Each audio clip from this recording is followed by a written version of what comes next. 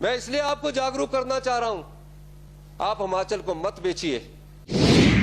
हम हिमाचल प्रदेश को धुंध का शहर नहीं बनाना चाहते। 2,30,000 रुपए के करीब होगा, उसमें 31% डीए लगा दीजिए। इंजीनियर जो है 3-3 लाख रुपए सैलरी दे रहे हैं, 2-2 लाख रुपया सैलरी दे रहे हैं, कर्मचारियों को उत्थान कर रहे हैं। अगर थोड़ी सी दिल को और खोल देते, अगर आप दिल को थोड़ा सा और, एमएलओ को नहीं कहा। और आपको एक चीज और मैं बता दूं, 70 लाख की जनता 68 विधायक चुनकर जाती है। हर 5 साल बाद उसको जनता की अदालत में पेश होना पड़ता है।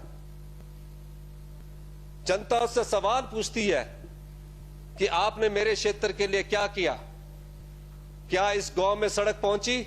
इस गांव में पानी पहुंचा? हर गरीब आदमी उसके दरवाजे तक पहुंचता है और वो विधायक बड़ी विनम्रता से उसका आवाज को सुनता है। हमने नहीं कहा कि हमें चाहिए, हमने कहा कि आपने 6th पे कमीशन दिया और मैं पे पैक आपने बहुत अच्छा किया, और उसके लिए आप इस मार्च में 3,000 करोड़ रुपया कर्जा ले रहे हैं। आपने जब प्रदेश को बेचना ही है तो बेचारे जो सरकारी कर्मचारी रोज आपके डंडों, क्या नारा था वो, जयराम जया मामा मंदानी, कर्मचारी यदि सुनदा नहीं, तो आप 3-4 हजार करोड़ रुपया और कर्जा ले लो। उस कर्जे के आधार पर इन बेचारों को ओल्ड पेंशन स्कीम लगा दो, चाहे वो बोर्ड के है, चाहे बोर्ड के है, चाहे कारपोरेशन के है, उन बेचारों को तो बिल्कुल मिलता नहीं। और जो बेचारे 2000 के बाद अधिकारी इस अधिकारी दीक्षा में बैठे हैं, कुछ पत्रकारों को भी लगा दो पेंशन। क्या लगता है? कर्जा ही तो लेना आपने, लेकिन कर्जा लेने से पहले आप रेवेन्यू जो आपने बांट रहे हैं उस चीज को भी देखो। तो इसलिए मैं आपको कहना चाहता हूं माननीय अध्यक्ष महोदय कि माननीय मुख्यमंत्री जी, आप सब वर्गों का क्या। सुखविंदर जी बैठिए, 5 बजे तक समय था ना, बैठिए तो सही, बस 1 मिनट। अब ये सदन की कार्रवाई 1 घंटे के लिए और बढ़ाई जाती है, 6 बजे तक के माध्यम से कह रहे हैं 1,30,000 सरकारी कर्मचारी है, पर अब आप पहले 2,25,000 सरकारी कर्मचारी थे। ओल्ड आउटसोर्स, सारी बातें आ गई, मैं आउटसोर्स कर्मचारी है, प्लीज आउटसोर्स कर्मचारी है, करुणामूलक कर्मचारी है। माननीय अध्यक्ष महोदय, नहीं प्लीज 2 मिनट अंत तो करने दो, क्लोजिंग तो होने दो।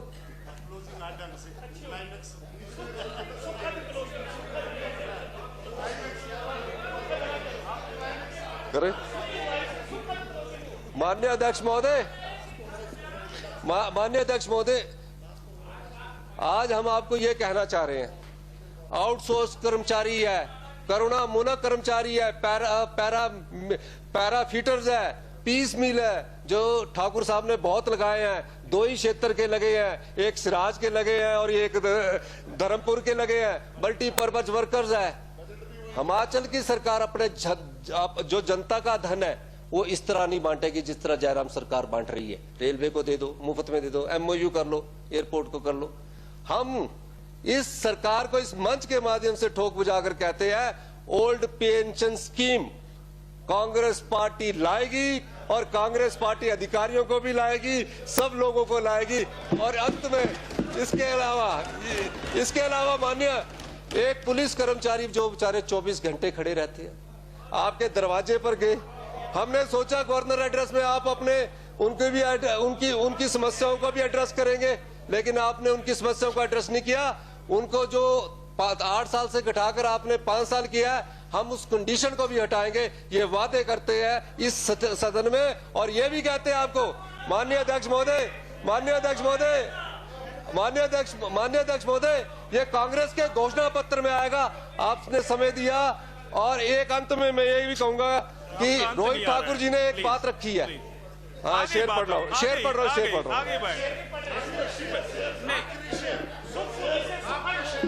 माननीय सदस्य बैठिए, माननीय सदस्य बैठिए। माननीय अध्यक्ष महोदय, एक माननीय मुख्यमंत्री महोदय, इस सभागार के कोई 40-45 विधायकों ने आपसे एक अनुरोध किया है कि 1903 बोले 1903 में कालका से बात कर रहा हूं।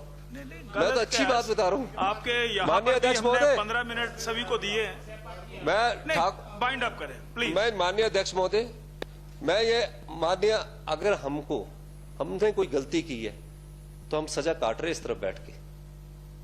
आप तो गलती पर गलती ही करते जा रहे हैं। आपको तो डबल सजा मिलेगी। और एक सजा का उदाहरण इन्होंने दे दिया जनता ने। हिमाचल की जनता बहुत जागरूक है, बहुत बुद्धिमान है। वो जानते हैं कि आप क्या करने जा रहे हैं। बार बार अध्यक्ष, और जो किसानों की बात आप कर रहे हैं, हम सब लोग किसी ना किसी रूप में कृषि से जुड़े हुए हैं। किसान खेती क्यों करेगा? दुग्ध उत्पादक दूध क्यों पैदा करेगा? क्योंकि उस रूरल इकोनॉमी को भी सोचने की जरूरत है। आप नहीं सोच रहे ना, आप तभी तो आपने रस्म अदायगी पूरी कर दी। ठाकुर साहब को कभी तनाव नहीं होता था, आजकल तनाव आ रहा है। बार बार उठ जाते हैं सीट से, गुस्सा हो जाते हैं। 4 साल में बड़े शांत स्वभाव से रहे। अब बहुत प्रेशर आपको पड़ रहा है, क्योंकि चुनावों का समय है, दिल्ली का प्रेशर है, मंत्रियों का प्रेशर है, कुछ विधायकों का प्रेशर है, कुछ नाराज विधायक जो उस पक्ष उधर ही रहना चाहते हैं तो इधर भी आना चाहेंगे। तो इन्हीं सब मैं कुछ एक चीजें कह रहा हूं कि माननीय अध्यक्ष महोदय, आपने 60 साल वालों को पेंशन दी, अच्छा किया। सिर्फ पेंशन कितनी दी आपने? 1000 रुपया, 1100 रुपया। पर आपने ये नहीं, गाय वाले के भी, गाय को भी आपने, गाय की रक्षा करने वाले को भी 700 दिए। आपने घास और दाल का मूल्य एक ही कर दिया। अरे उनको कम से कम 1500 रुपये पेंशन तो दो। ये नीतिगत परिवर्तन है। हमारी सरकार है, जब से हमारी सरकार थी पेंशन देती आ रही थी, कोई नया योजना नहीं आई है।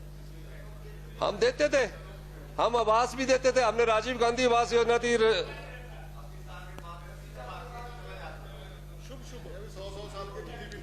माननीय अध्यक्ष महोदय, किसानों के लिए हम आपको इस मंच के माध्यम से कहना चाहते हैं कि अगर कांग्रेस अपने घोषणा पत्र में वेजिटेबल्स के लिए जो गोभी उगाता है, भिंडी उगाता है, आलू उगाता है, प्याज उगाता है, क्योंकि हमने किसानों को देखा है, जब शाम होती है जो सब्जी गोभी, अगर वो फूल गोभी को बेचने जाए, अगर दिन में 30 रुपए की बिकती है तो शाम को 1.25 रुपए किलो बेचनी पड़ती है उसको, कट्ठी 20-20 किलो। हम उनके लिए मिनिमम सपोर्ट प्राइस लाएंगे, जैसे एप्पल में लेके आए। यही नहीं, आपने दुग्ध के लिए, दूध उत्पादकों के लिए कुछ नहीं किया, आप 2 रुपए बढ़ा रहे हैं। हम तो इस मंच के माध्यम से कह रहे हैं कि जो दूध उत्पादक है वो क्यों दूध पैदा करेगा, जब आप उसे लेंगे ही कम पैसे पर।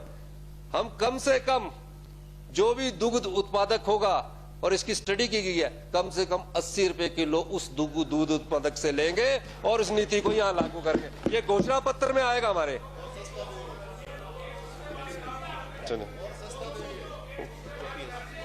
आप माननीय सदस्य बाइंड अप करें। सुखविंदर जी, माननीय अध्यक्ष महोदय, बाइंड अप करिए। Bind up, bind up, bind up. माननीय अध्यक्ष महोदय, बाइंड अप, बाइंड अप। माननीय अध्यक्ष महोदय, माननीय मुख्यमंत्री, ये हमने कहा है, और हम जो कहते हैं मंच पर ठोक बजाकर कहते हैं, और घोषणा पत्र आएगा उसमें कहेंगे। इसमें क्या बात होगी? आप क्यों तकलीफ हो रही है आप लोगों को भाई? माननीय अध्यक्ष महोदय, एक ही बैच के 2003 बैच के एक ही बात है हमारी। 2003 माननीय अध्यक्ष महोदय, कर्मचारी, अधिकारी,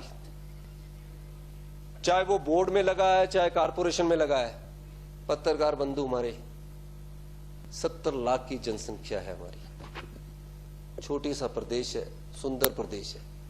5 साल से आपकी नीतियों ने इसको बर्बाद करके रख दिया।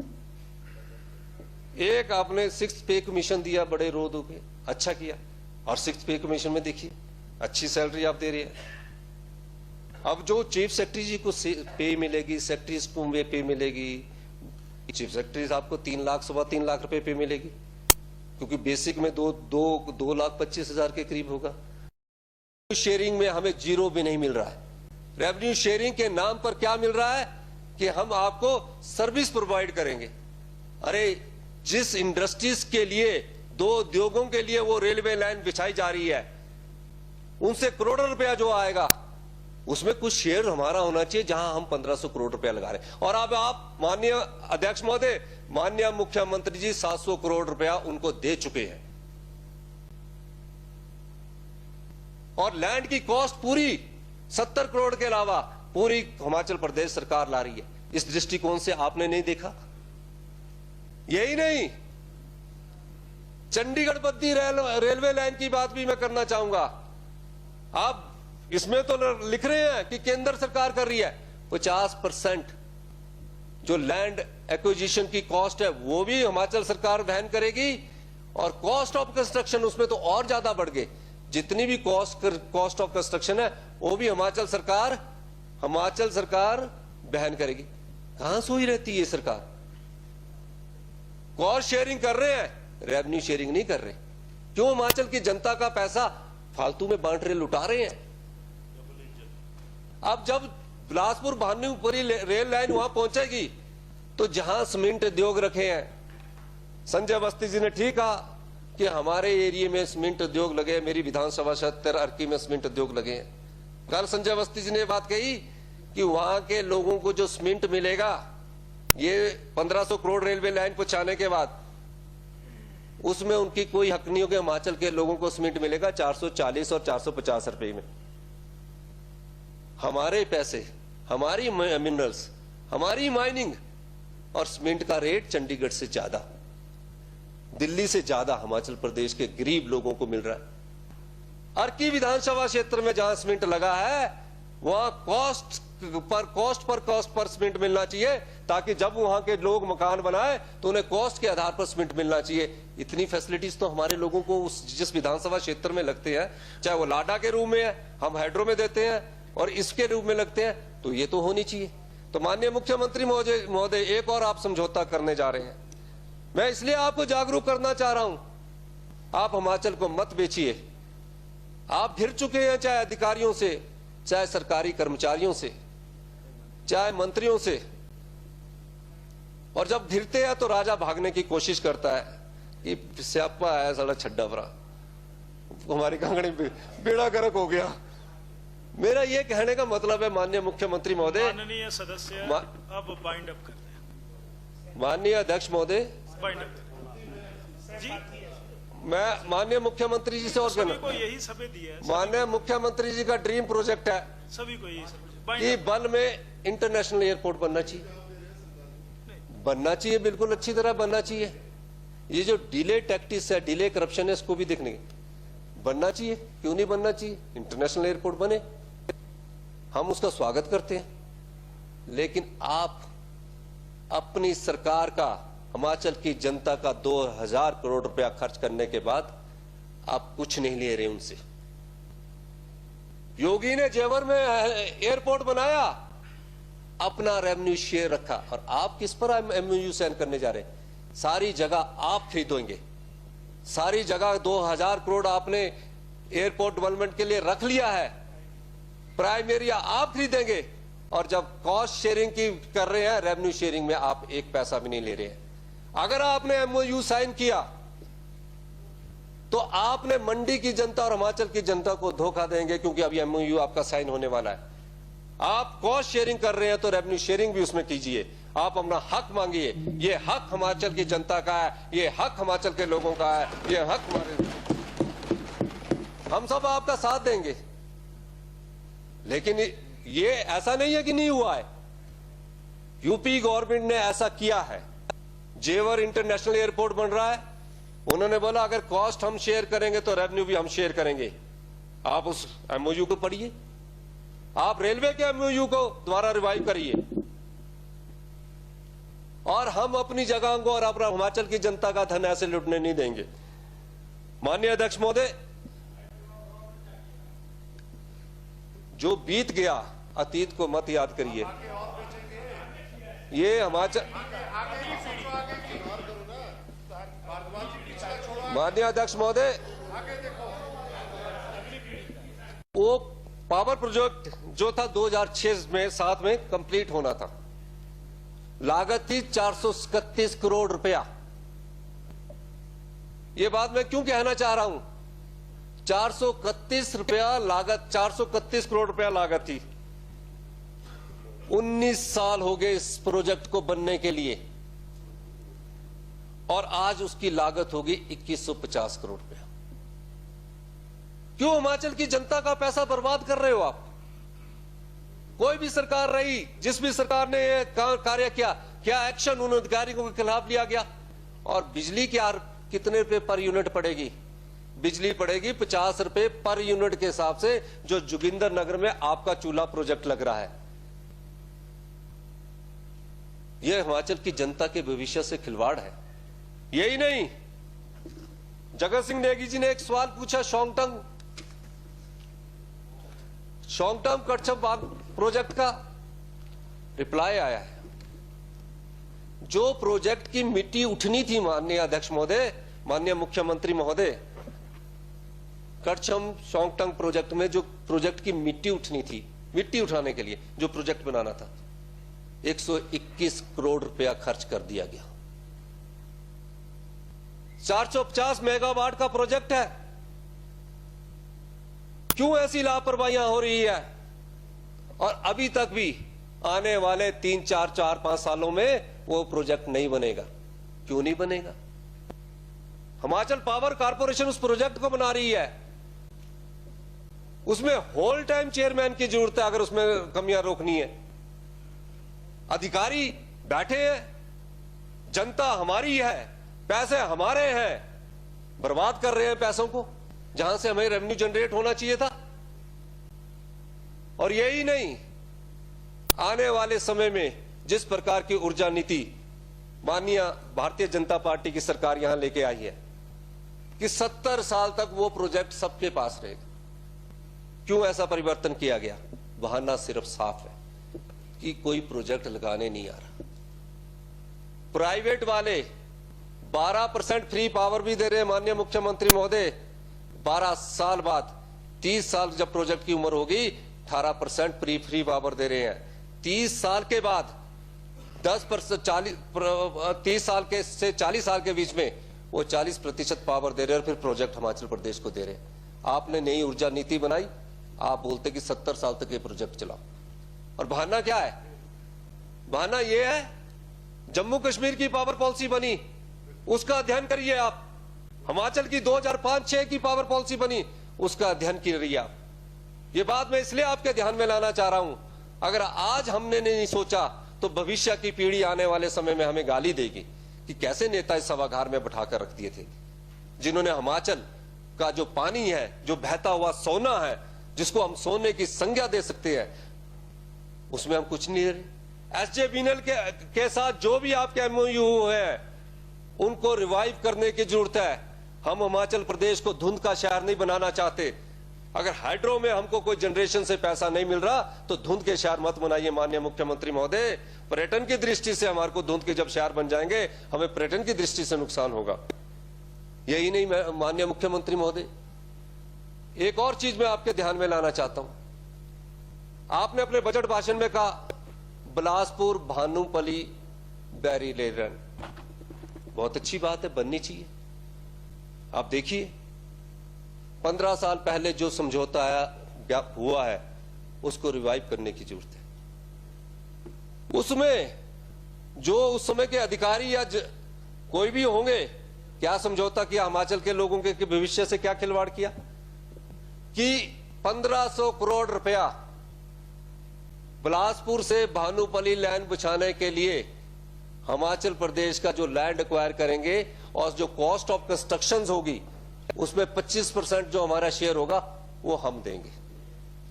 मतलब 1500 करोड़ लगाने के बाद जो हमें कॉस्ट शेयरिंग है वो तो हमसे करवा दी रेलवे ने। फायदा किसको होना है? 2 सीमेंट फैक्ट्रियों को, क्योंकि सीमेंट फैक्ट्री वालों ने उस समय क्या फैसला करवाया सरकार से, इस फैसले को और इस ज्ञापन को, MOU को भी दोबारा से देखने की जरूरत है। 1500 करोड़ लगाने के बाद, कॉस्ट शेयरिंग में हमें भागीदारी बनाने के बाद, माननीय मुख्यमंत्री महोदय, 70 लाख की जो हमारी जनसंख्या है उसमें प्रत्येक व्यक्ति, चाहे वो सभागार में बैठा विधायक है, अधिकारी है, या ऊपर पत्रकार बंधु बैठे हैं, पुलिस के कर्मचारी है, सब व्यक्तियों पर, प्रदेश के हर नागरिक पर 1 लाख रुपए का कर्जा चढ़ा होगा। इतना ही नहीं, आने वाले 2 वर्षों में जो बच्चे पैदा होंगे उन पर भी 1 लाख रुपए का कर्जा चढ़ा होगा। ये सरकार की, जो डबल इंजन की सरकार है, उसकी नीतिगत सोच है। प्रदेश को कर्जे में छोड़कर जा रहे हैं। हमारे एक साथी भवानी पठानी ने कल ठीक एक कहावत कही कि 2 राजा लड़ रहे होते हैं और जब राजा चारों तरफ से घिर जाता है तो वो भागने की कोशिश करता है। इस सरकार का भी वही हाल है, ये भागने की कोशिश कर रही है, क्योंकि इस सत्ता पक्ष के जो राजा है वो सब तरफ से घिर चुके हैं। और जब राजा भागने की कोशिश करता है तो जो अपने संसाधन होते हैं, जैसे कुएं होते हैं और चीजें होती हैं, उसमें जहर डाल के चला जाता है ताकि वो नष्ट करके चला जाता है। और नष्ट क्यों करना चाहता है? ताकि जो दूसरे राजा ने उसे घेराव किया है उसको उसका फायदा नहीं मिले। इसी प्रकार यह सरकार इस जनता को नष्ट कर रही है और इस जनता को कर्ज के बोझ के तले दबा रही है। इसमें कोई सोच आपकी आगे नहीं आई है, क्योंकि आने वाले वर्षों में हिमाचल प्रदेश के प्रत्येक नागरिक कर्जे के बोझ के नीचे चले जाएंगे। और सरकार की सोच देखिए, माननीय अध्यक्ष महोदय, हिमाचल प्रदेश को बेचने का काम अगर कोई सरकार कर रही है तो भारतीय जनता पार्टी की सरकार कर रही है। कैसे? देश तो बिक ही रहा है, मोनेटाइजेशन के तहत बिक रहा है, किसी और चीजों के तहत बिक रहा है, उस पर हम बात नहीं करेंगे। हम तो हिमाचल प्रदेश की बात करेंगे। हिमाचल प्रदेश में संसाधन कैसे बढ़ाए जाएं? हाइड्रो, जिससे हम रेवेन्यू बढ़ा सकते थे, उसकी पॉलिसी आप लाए। 2005-6 में जो पावर पॉलिसी थी माननीय अध्यक्ष महोदय, उस 5-6 में क्या होता था कि जो पावर प्रोजेक्ट हम प्राइवेट पार्टीज को देते थे, सरकार को देते थे, तो पहले जब पावर प्रोजेक्ट शुरू होता था तो 12% फ्री में पावर मिलती थी पहले 12 साल तक। फिर 12 से 30 साल तक वो 30% मिलती थी और 30 से 40 साल तक वो 40% मिलती थी और उसके बाद 40 साल बाद वो प्रोजेक्ट वापस हो जाता था। अब इस सरकार ने एसजेवीएनएल के साथ समझौता किया। लूरी 1, लूरी 2, सुन्नी और आपका धौलासिद्ध, क्या समझौता किया आपने? हम लोग नहीं रहेंगे, लेकिन हमें भविष्य की पीढ़ी की चिंता करनी चाहिए। आपने समझौता यह किया कि धौलासिद्ध और लूरी 1 और लूरी 2 जो प्रोजेक्ट है, वो आपने बोल दिया कि ये प्रोजेक्ट सदा के लिए आपके पास रहेगा। जो 12% आपको बिजली मिलनी चाहिए, वो बिजली आपको नहीं मिलेगी। आपने कहा 40 साल बाद हम आपको 25% बिजली वापस करेंगे। और जो प्रोजेक्ट है उसमें 70 साल की जो नई ऊर्जा नीति के तहत आप पॉलिसी लाए हैं, वो 70 साल की भी कंडीशन उसमें नहीं है। तो आप सरकार के हितों को, हमारी हिमाचल की जनता के हितों को बेच रहे हैं। आपने कहां, आपने जो रिसोर्स पैदा करने वाले हैं उसमें कहां आपने कोई राइडर लगाया है? और नई ऊर्जा नीति में जब प्राइवेट वाले, माननीय अध्यक्ष महोदय, प्राइवेट वालों पर हम 40 साल की कंडीशन के बाद वो पावर प्रोजेक्ट वापस लेने की बात करते हैं, तो जो पीएसयू के तहत आपने पावर प्रोजेक्ट दिए हैं उसमें क्यों समझौते हो रहे हैं? क्यों हिमाचल के लोगों के हितों से खिलवाड़ हो रहा है?